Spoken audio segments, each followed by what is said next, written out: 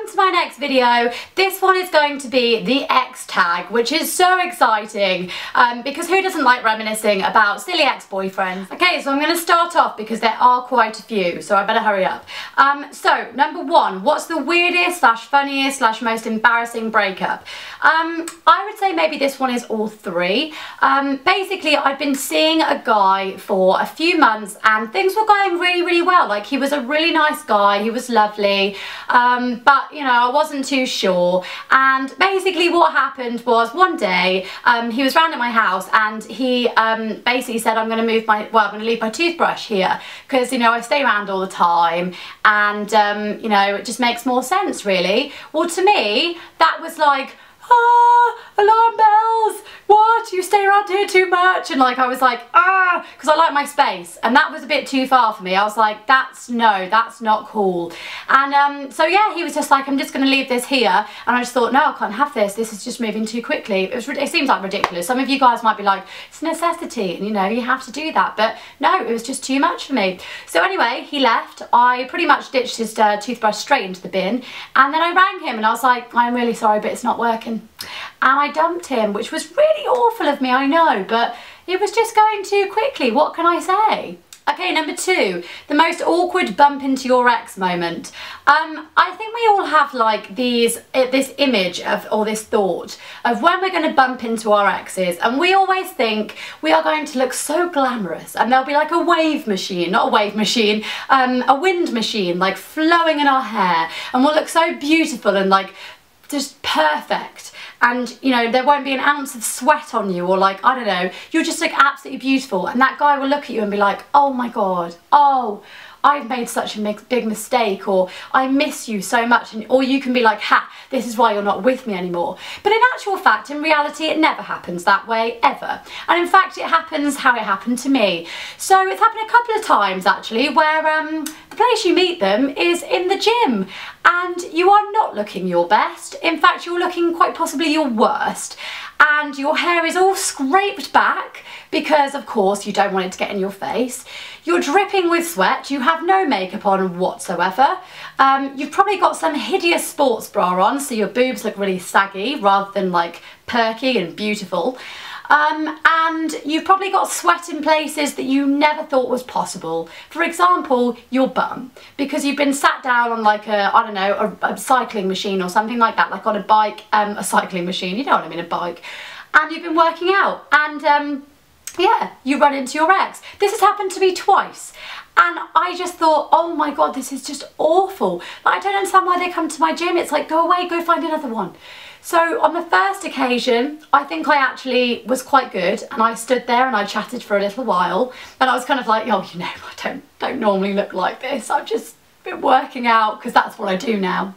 And then the second one, I think I went for the duck and run approach so that I didn't even have to acknowledge them. Okay, number three, what's the worst thing you've seen or done on social media when it comes to an ex? Well, I would have to say, for me, it's not something that I've done so much. Well, it was. You know how when you're in a relationship or when you're seeing somebody, so I had a conversation with an ex-boyfriend of mine, and it was kind of, you know, getting to that stage where we've been seeing each other for a few months now, been talking about our emotions, you know, getting totes emotion, and saying, you know, what's going to happen next, where are we going, sort of thing. And we both agreed one night that we were going to be together, you know, together forever, all that stuff, all that jazz, and yeah, and so I thought, right, okay, you know, what makes things more concrete when you're in a relationship? Of course, Facebook. It has to be on Facebook. I don't do this anymore now. I think I've been scarred for life after this. But I used to, and I used to always think like, oh my god, you're only with somebody if it's on Facebook. So I sent a request one night. I sent him a little friendship, not a friendship request, a relationship request. Little message pinged back to me straight away. It was like, basically something along the lines of, you can't ask for this guy to be in a relationship with you because unfortunately he's already got one pending request so far for a relationship. I was like, brilliant. So basically I found out the guy was already in a relationship with somebody else and I didn't know. So that's how I found out, yeah, that he was an absolute douchebag.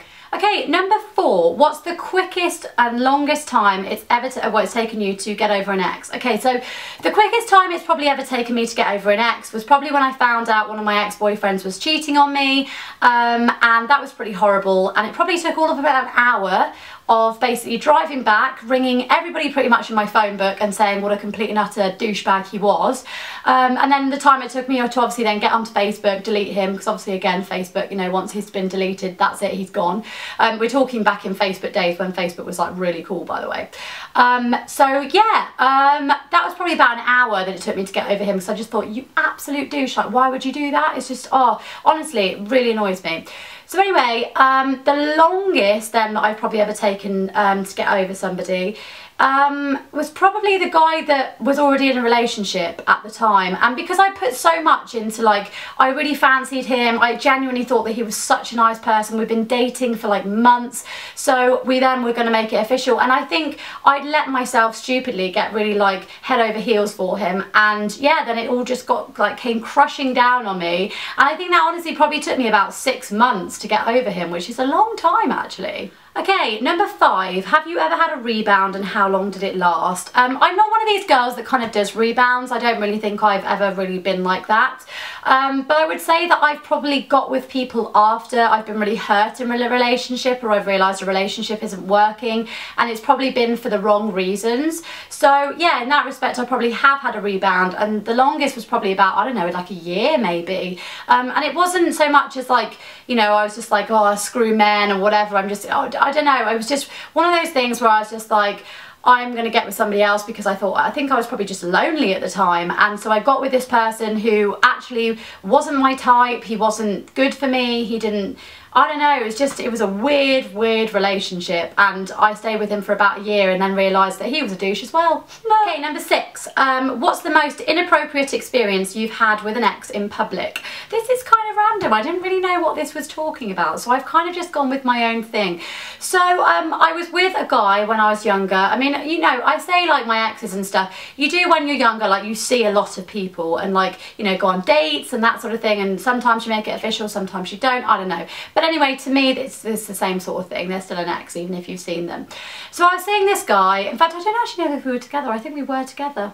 But anyway, seeing this guy, and for some unbeknown reason to me, he thought for some ridiculous reason that I was cheating on him, which I wasn't. Just for the record, I actually thought he was like God's gift. I thought he was amazing because I was so young, and I was like, oh my god, you're all so cool, and like he's a little bit older than me, so I was like, oh, thinking I was really cool. Anyway, we were out in this bar, and I shouldn't have been out. I'm not going to lie, I was a bit young, I shouldn't have been out in a bar, but never mind, we'll just skip past that one. And basically, while we were on the dance floor in front of all these people, I looked over, just kind of glanced over at him while he was on his phone, and he was actually texting another girl, and they were quite saucy text messages, let's say. So I was like, wow, so there's you saying that it's me cheating on you, and actually you're cheating on me, and it all came out that he'd been seeing this other girl, and it was all really messy and horrible. So, what does any respecting girl do that finds out this bit of information? Of course, you want to get your own back. So in front of all these people on the dance floor, in front of the whole club, I pretty much picked up his beer that was in his hand and I tipped it all over his head. So he got covered in beer. Brilliant. I've got to tell you, that was like ultimate girl power moment. I was like, yes, you take that. And I was like, enjoy your life, we're over. And like walked off. It was so dramatic. It was brilliant. Okay, number 7, give us a good ex story. Well, this probably wasn't so good for me, but it might be good for you guys to hear about it and just think it's quite funny. But basically I was seeing this guy while I was at school. Again, like we weren't probably properly together, but we were just seeing each other or whatever. And anyway, I had a house party at my house, obviously. And my gay best friend came along, and so he was there just chilling, you know, chatting to people, and my boyfriend, seeing guy thing, whatever you want to call him at the time, went on up to him and started like dancing like this in front of him, and I was like, oh wow. Anyway, turns out later, because my friend told me, and also some other people saw him, my boyfriend, seeing thing, tried to hit on him and tried to kiss him, and basically said that he was gay, and he wanted to get together with him. So I confronted said boyfriend at the time, and I was like, so this is kind of awkward. awkward. Are you gay? And he was like, I was like, do you like men? He was like, yeah. I was like, right, so that effectively ends our relationship or whatever this was. But you know, just for my own curiosity, have I put you off women for life, off girls for life? He was like, yeah, pretty much. I was like, excellent, okay then.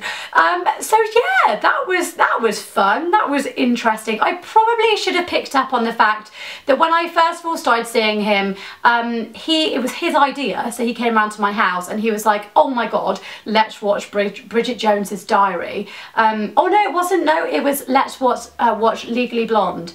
So I was like, oh, sweet, like a man who knows like a decent film. Oh my god, this is amazing. Thought it was brilliant. And no, that should have been my warning sign actually. Not cool. Okay, and then finally, number 8, pull the face you made when you saw your ex for the first time after you broke up.